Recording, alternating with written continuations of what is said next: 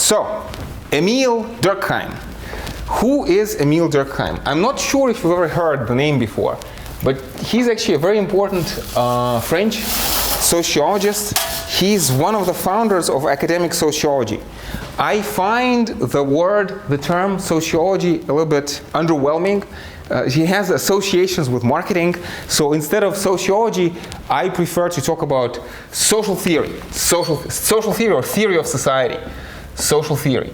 And I have to tell you, there's a very ambitious hope, and I share this hope. This ambitious hope kind of goes back to philosophers such as Hegel and Marx. And the hope is the following, that human societies are complex, it's true, but in principle, it is possible for societies to become transparent to themselves. It is possible for people living in a society to understand what goes on with society. Now, in an important respect, this is not exactly completely true about the way we do social sciences today. So if you were taking this as a serious University of London course, we would talk at the beginning about how in social sciences you have different perspectives and different paradigms. And I want to say, I feel that's still true. So, I mean, Max Weber, we'll talk about Weber at a later point, has a very important, I feel, fruitful idea or notion of an ideal type. And reality being a combination of different ideal types. And again, ideal types, again, in German, einseitige Steigerung, a one-sided accentuation would be like, if you, again, it's like physicists also use ideal types. So if you take this marker and you let it go, there are all sorts of forces exerted upon this marker. But you can abstract and generalize. You can imagine that this marker is a point of mass, and Earth is a point of mass, and just calculate its trajectory. The trajectory is not going to be 100% true, but it's going to be a good approximation. It's going to be a good approximation, right? So this is what basically what an ideal type is. Or if you think of a map,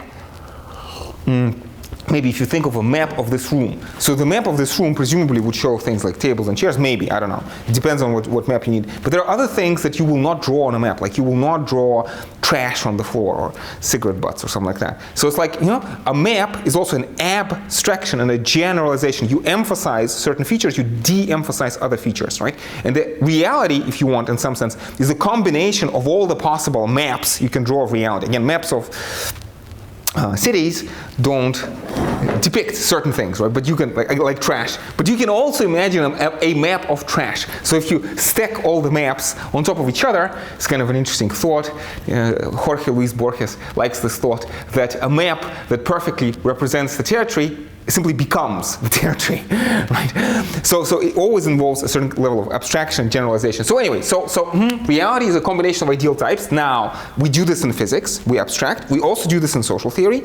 And so in social theory, it's useful to look at society from different angles, from different aspects. So it's like, in social theory, it's like, again, in a serious course in social theory, you'll talk about Durkheimian perspective on society, or Marxist perspective on society, Weberian perspective on society, maybe feminist perspective on society. And by combining all of these, you get a more complete picture. Not necessarily like a complete picture of reality, but you get a fuller picture, a fuller appreciation of reality from different sides. And each approach captures something of that. And like methodologically, in general, I agree with this approach. And as I've told you, again, we have spoken about this in terms of Sean Carroll and his graph of increasing, this inverse parabolic complexity and increasing entropy, right? And social sciences would be close to the top. Right? So it's no doubt that we have to use these more complicated methods. But at the same time, there's also this very ambitious thought, and it's very ambitious, it's very controversial, but I want to throw it out there. I feel that in general, we do have a fairly robust understanding of what society is. And how society works, and like the big questions of of values, of individual moral values and individual political values. I feel it's a very controversial position, so I warn you. But I feel that they do have a solution. It's like one proof of concept of that for me in my head is the COVID crisis. And the vast majority of people who lived through the COVID crisis knew that we wanted it to be over, and we had a basic understanding of how to get it over with. And like in general, I feel that kind of questions in sociology do have an answer. Many sociologists, we'll talk about Durkheim in a moment, had this medical analogy that, again, the ancient Greeks thought that philosophy should be to the soul what medicine is to the body, and the sociologists like Durkheim, or before him, Auguste Comte, hoped that sociology or social theory will be like a social medicine and will help us solve the social ills. And I want to be open to that possibility. It's controversial, but I want to be open to that possibility. And the Hegelian Marxist answer, because we're not there yet. We're not there yet. Again, if you open the textbooks, you will not see. I mean, sociology is not taught like medicine. Social theory is not taught, politics is not taught like medicine. When you open the textbook and on the first page it says, oh, people have different values. We have, Weber talks about the war of the gods, incommensurable values. We're not sure what our values are. And Hegel and Marx will have an answer, a very tendentious answer. But I want to be open to the possibility of this answer. They're going to say that our society is in a state of transition. It is in a state of conflict, and because we are stuck in the middle of this transition, because there are important elements of exploitation and conflict in this society, our society cannot be honest with itself. Like, to be very precise in terms of Marx, our society is capitalist society, full of, based on capitalist ideology and capitalist exploitation. And because our society has to mask capitalist ideology and exploitation, it cannot be honest with itself. That's why sociology appears to be this, loose, unscientific humanities subject. But actually, if we were able to progress, evolve past this stage, then society would be able to be honest with itself. Now, again, you have to understand that human mind is limited, and even in physics and mathematics and in physics and chemistry and biology, we have unsolved problems. So it's not like sociology is going to immediately become clear, but it's going to become clearer. And it's a controversial position. I don't necessarily want to, I urge you to take it seriously, although I don't expect that you will agree with this position. But that's something I want to have on the table. That we're going to have to wrestle with a multitude of approaches, but at the same time, I feel that there is knowledge to be had, there is knowledge to be gained, and there's room for productive agreement at the end of the day. Anyway, so let's talk about Durkheim. And again, we are talking about the birth of social theory, or like social science. And one of the issues in talking about science of society as a social science, and again, notice Durkheim is writing before the discovery of the DNA, right? So, I mean, today I'm talking about this project from Thales through Copernicus through Turing, right? Thinking that in principle, even though maybe not in practice, but in principle, consciousness can be reduced to computation. But Durkheim is writing before that and independently of that, right? But still, I want to say that there's a very important idea of maybe a structuralist approach, or maybe a functionalist approach. Looking at society as an organism, looking at society as a system, as a structure. And Durkheim, because he's one of the people who tries to establish academic sociology as its own discipline, he has this phrase, sui generis, sui generis. He wants to say that society has a logic of its own kind. And there's a bunch of dichotomies, there's a bunch of phrases, and the University of London in general, many subjects use these dichotomies. So one of them is between structure and agency. And I don't believe in human agency, so I don't want to write the word agency. The word agency has different meanings. So let me, again, I think I mentioned, I like to use the word maybe idiosyncracy, idiosyncratic explanation, right? So there's structural explanations and idiosyncratic explanations. And let me tie this back to the sui generis analogy. So Durkheim is trying to establish social science, let's say, independently from psychology. So let's take a very specific example, right? So one of the studies with which sociology began as a science, again, with the help of Durkheim, was the study of suicide rates. So presumably you would say that the decision to commit suicide is a deeply personal decision, probably explicable through quirks of individual psychology. So it's like human agency, however you want to define that. And Durkheim wants to say that actually, if you look at the statistics seems to be quite, levels of suicides are approximately stable from year to year, and there are certain factors that you can look at. Like if a person is single, their propensity to commit suicide, single as opposed to married, goes up. And goes up by an expected percentage. And this percentage is approximately stable from year to year. Or if a person is Protestant, they're more likely to commit suicide than they're Catholic, right? And so it's like, I want to, you understand what I'm driving at, right? So like, we're trying to establish a sphere of sociology, a sphere of this structural analysis, as opposed to idiosyncrasies of individual behavior. So it's like, there are certain structural factors in terms of this idealization, one-sided accentuation. There are certain structural factors, spherical cows in a vacuum, certain tendencies. Economists like this phrase, ceteris paribus or cateris paribus, other things being equal. It's exactly this ideal type. So other things being equal, Protestants are more likely to commit suicides than Catholics.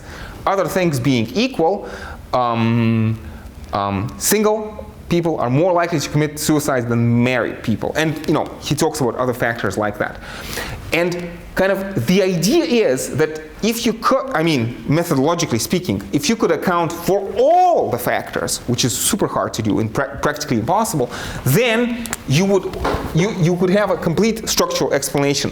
However, for every individual human being, you have an individual constellation of factors, which is difficult. And so that is why you're going to have some, if you want, like in statistical terms, you're going to have some unexplained variation, unexplained variability. And this is going to be the idiosyncrasies, right? And so it's like, these would be also maybe two, I keep talking about ideal types, these would also be maybe two different ideal types of explanation. And it's not like one approach is right and the other approach is wrong. It's like, these are two different ways to look at the same situation and two different approaches, and they give different results in different times and places. So it's like you can use broad brushstrokes and you can try to identify these factors. And in fact, Durkheim is then going to have a theory, which I'm going to talk about in a moment.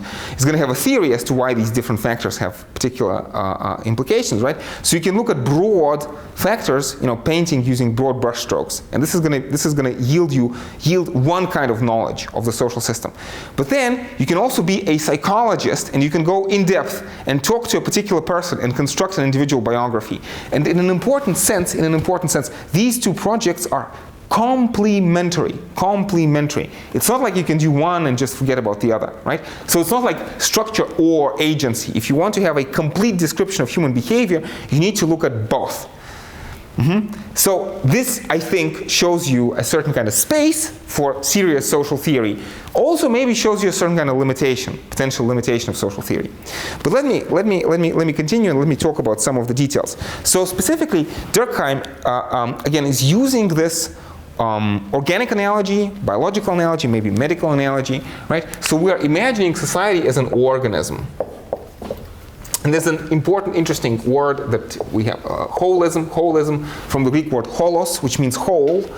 Holism, meaning that, and sort of this is going to be, the structural approach is going to be the holistic approach. You're looking at the system, you're looking at systematic determinants, as opposed to this approach, which is going to be individualistic approach. Individualistic approach. And again, I'm trying to say, these approaches are not mutually exclusive, they are complementary. These are two different sides of the coin, and like ideally you want to combine both for a more clear understanding of the picture, but still. So you have this organicism and holism, so you're trying to look at the social system as an organism, right? And you can, in some sense, you can think of social system as producing individuals, and individuals maybe as cells in an organism, right? And so specifically when talking about suicides, Durkheim identifies factors, and I think it's interesting methodologically to look at particular examples that he talks about. He talks about regulation and integration. Regulation and integration. So this would be factor A, this would be factor B. You can have regulation which is high, regulation which is low, integration which is too high, and integration which is too low. And I don't want to go into too many details. Your home assignment will fill you in on that. But it's like Durkheim is therefore going to identify 4 characteristic suicides, right? So it's like he says there are societies which have norms, and these norms are super strong. And because like every part of your life is extremely regimented, this puts inordinate amount of stress on your psychological system. And so this systematically increases your individual propensity to suicide, right? Or alternatively, if the regulation is too low, meaning again, guidance, moral guidance that individuals receive in life, in society. If this moral guidance is lacking, the characteristic suicide, which is deeply associated with the name of Durkheim, is anomic suicide, and this idea of anomie. One of the best examples is societies in states of transition. Durkheim is thinking of early capitalist society. You can think of maybe Russia in the 90s, a wonderful example, right? So when people lose moral compass, they're not sure why do they live and what should they do with themselves, and this increases the propensity to suicide. And this, by the way, so this is, I keep talking about so many things, and let me mention this because I think it's a very important, it's going to be a sidetrack, but a very important sidetrack. So in this structural approach, we are, with Durkheim, we are showing the inadequacy of certain ways of philosophizing. So think of extreme solipsism, or maybe skeptical relativist kinds of solipsism, skepticism, relativism, solipsism. Also certain ideas of neo-Kantian philosophy, neo-Kantian and especially Cartesian philosophy. This emphasis on the free rational individual, and these kind of maybe go hand in hand. So it's like if you're asking this question, how can I prove the existence of other people? How do I know the contents of your mind, right? So Durkheim, in this proto-Heideggerian fashion, so Durkheim is writing before, certainly independently of Heidegger, right? But the idea is the same. We always already find ourselves thrown into the social world. Again, I suppose an idea which goes back to Hegel, or maybe even to Jean-Jacques Rousseau. This notion that we always already find ourselves in the social system. And so, adding to this list of people we are fighting against, let's add the economists. Mainstream neoclassical economics tells you that individuals have utility functions, and individuals maximize utility, right? So in an important respect, what Durkheim, I feel, is going to respond to all of these three is he's going to say, we are always already social from the very beginning.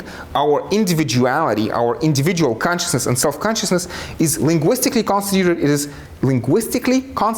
is socially constituted, it is historically constituted.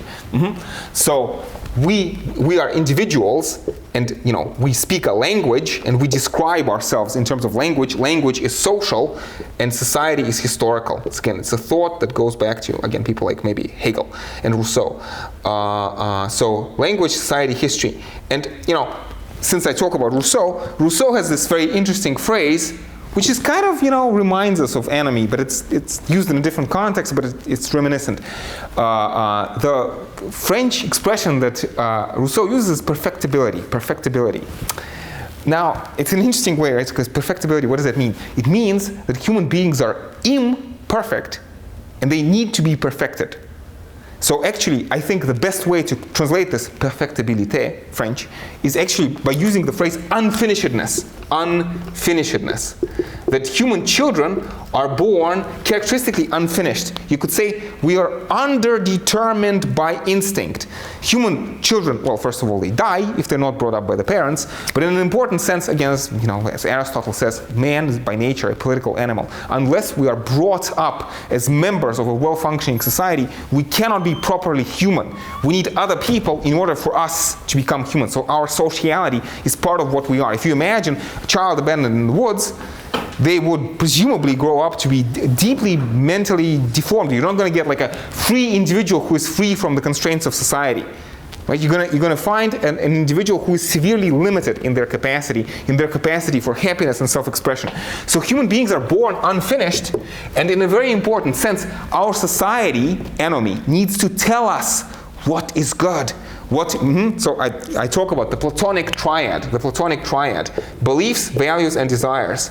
Society tells us what is true. Society tells us what is good, and society tells us actually what we should desire. So beliefs, values, and desires. Society teaches you what it means to be happy.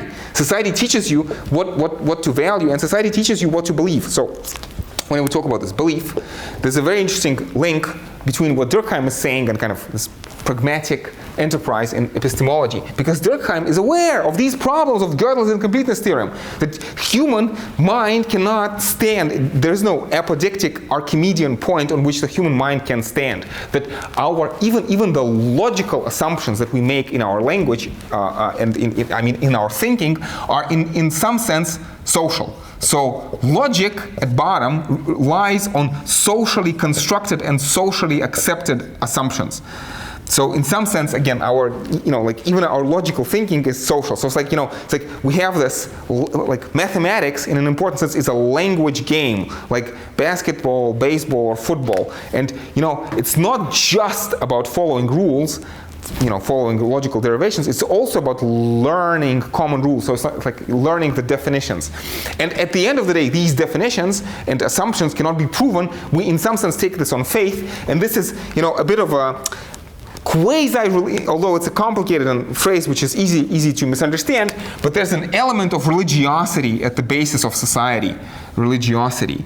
There's an element, because Durkheim himself was an atheist and certainly supported secularism, but there's an element of religiosity and a certain kind of maybe civic faith. That we accept certain things on faith and we yield before society. We agree that interactions in society, for example, some interactions are taboo. Like when you break a rule, especially when you commit a crime, it's not just a social transaction. This is another strike against the economists. Economists, like especially neoliberal economists, have this imagination that sort of, it's like you run a red light, you pay a fine to the policeman. It's just a transaction. You pay money in order to be able to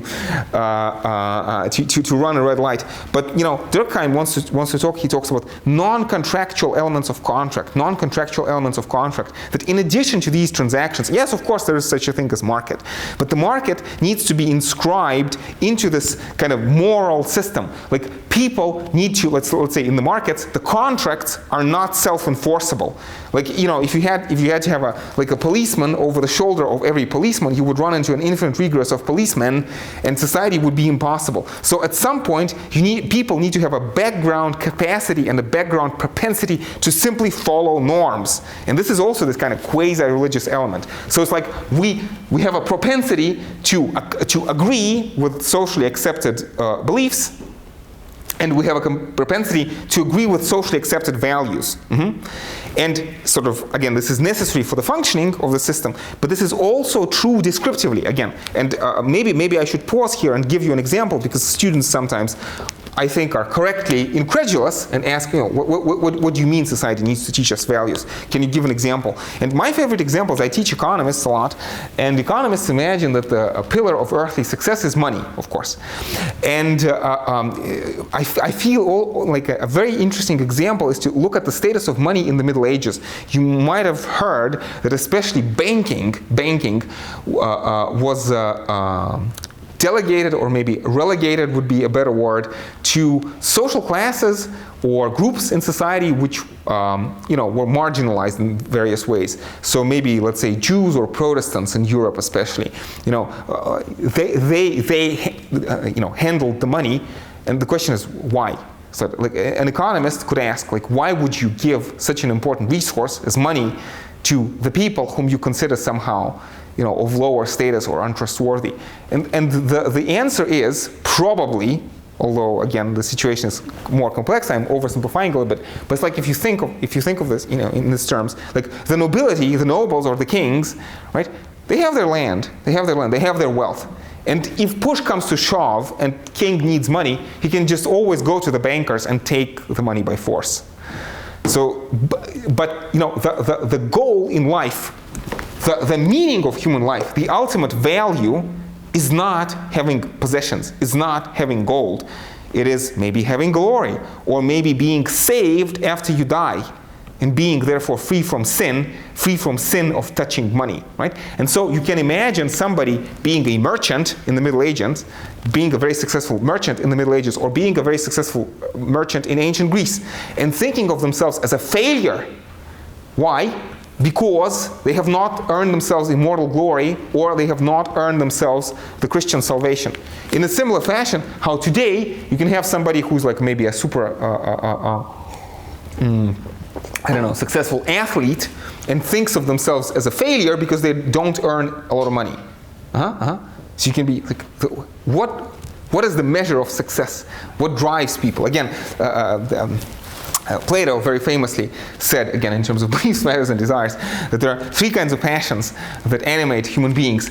Passion for pleasure, passion for glory or honor, and passion, maybe military honor or glory, and passion for knowledge. Think of Einstein. Do you think Einstein thought about monetizing his passion for physics?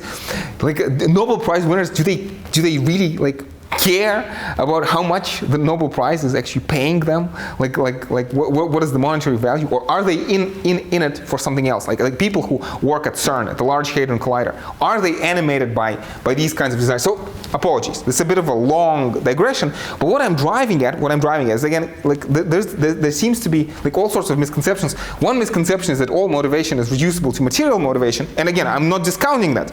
Material motivation is important. Material motivation is super important, especially, especially when military power grows out of economic power, right? Which has been the history, the story of humanity for the past several hundred years.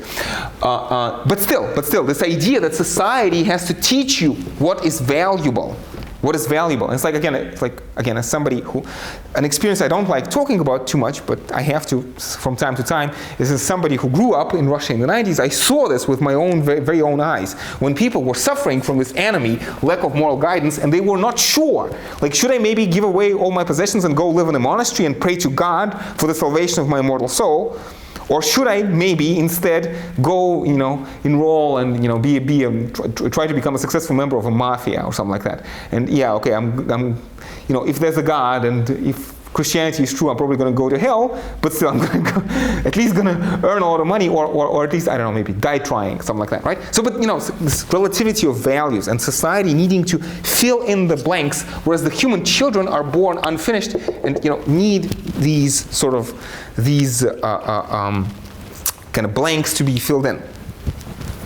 Now, of course, as we're talking about this, you might be reminded, and I think you should be, and I mentioned this several times already, of Heidegger, right? And the quote, which I love, by William Golding, right? This idea that we have these thoughts, feelings, and desires bubbling from somewhere beneath, right? So it's like we find ourselves with beliefs, values, and desires always already thrown into this situation, which we have not chosen. Yes, we make choices, but we make choices on the basis of things which we have not ourselves chosen. So always a very interesting question is a question of genealogy. And the question is to, like your society has particular sets of values, like why does it have any kind of particular sets of values? And I'm not sure to what extent Durkheim actually talks about this, but Durkheim is writing after Marx, and Marx is writing after Darwin. So definitely, very importantly, there's a question of competition.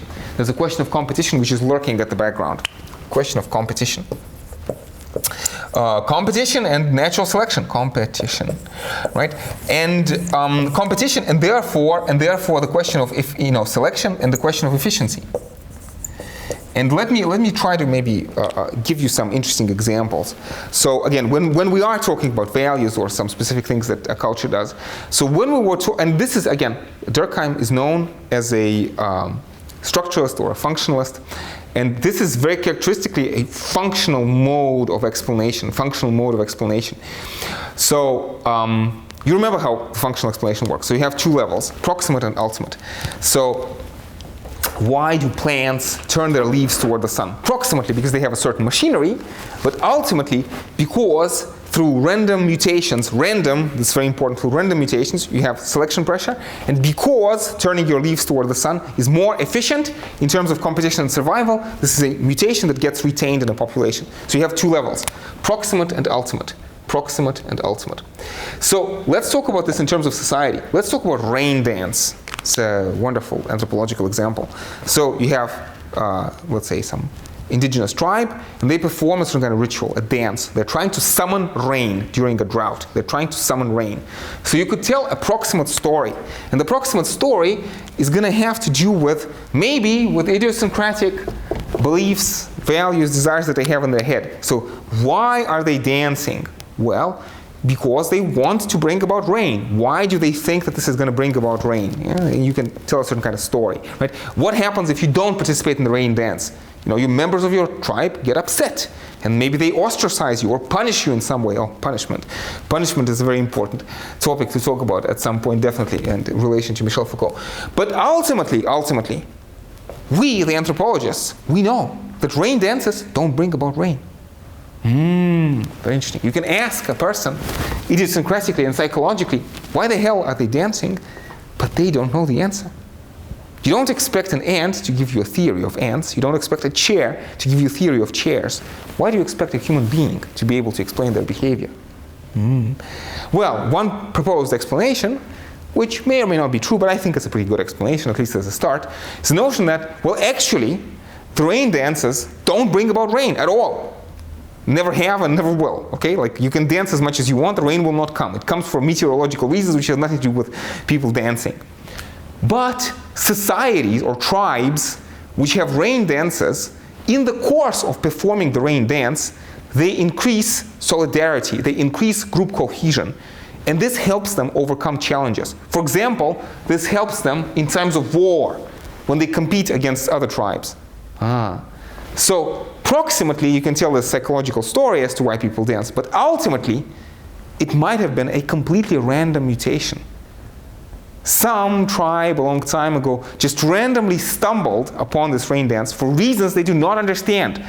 For superstitious, illusory reasons, they perform the rain dance. But it gets retained, this cultural mutation, mimetic, whatever, meme, gets retained because it makes the group more efficient. And kind of the sociological way of and notice, so we're talking about this we're trying to find this level, sui generis level of explanation, which works on the level of society. And it's like this is a bit of a preview. I'm not sure if it's totally clear, but I hope you can feel at least a little bit, at least a touch of this sociological way of looking at the world. And of course, you can ask about you and me. How many things that we do are done completely not for the reasons that we think of, but maybe there's also some deeper ultimate explanation, which maybe has to do with the efficiency of our society, but like to ourselves, this is the culture that we inherit, but we don't necessarily understand why the culture does these things. I don't have a lot of time, but I very seriously want to at least mention this other notion, kind of continuing on this discussion. And this is a phrase from Karl Marx, and Durkheim is writing after Marx in response to Marx. This is a phrase from Karl Marx which nobody ever understands. I promise to finish in a minute. And the phrase is commodity fetishism. Commodity fetishism.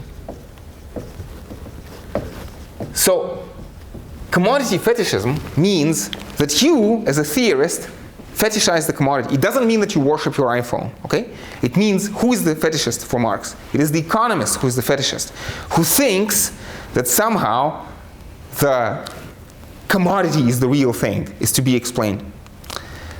In the same way how a naive anthropologist might think that the rain dance brings about rain. To believe that economics is about commodity exchange is a fallacy and an illusion. It is a fetishism in the same way as to think that the rain dance is about rain. The rain dance seems to be about rain, but actually is not. Market seems to be about commodity exchange, but actually it's not. What really goes on, says Marx, is basically, well, I'm going to have to oversimplify and generalize. I'm not sure if my language is going to be extremely precise. Something having to do with flows of power. What really happens in the market is you have labor, which is formally free but really unfree. So in some sense, slave labor, right? So you have slave labor of some people exchanged against slave labor of other people. So the market is a way to coordinate the system. So it's like you walk into a store and you have, let's say, dollar bills, bills of money, and you exchange them, for example, for a marker. But actually, Marx says, the marker is not a thing. It's like, you know, it's like, it is a product of what? It is a product of labor. Somebody has made this marker. And likewise, the money is not a thing. It is a product of, you know, exploitation of labor. So what actually gets exchanged is one type of labor against another type of labor. So, and ultimately, the whole point of the market is to make people productive, is to mobilize economic resources. So again, I'm not explaining this very well, and hopefully we'll be able to come back to this. But in the same fashion, how the rain dance is a way of mobilizing the resources of the community, which makes the community more efficient, not necessarily happier or healthier or whatever, more humane, but more efficient. In a similar fashion, commodity exchange makes society more efficient. And so again, I'm not sure if I've done a very good job, but you know, it's thankfully our first class on social theory, not the last one. So let me pause here. But again, I don't have the impression that everything is super clear, but at least I hope there's a bit of at least I was able to give you a taste or a premonition of what social theory is going to be about. So let me pause now, since I ran out of time, and let me take questions.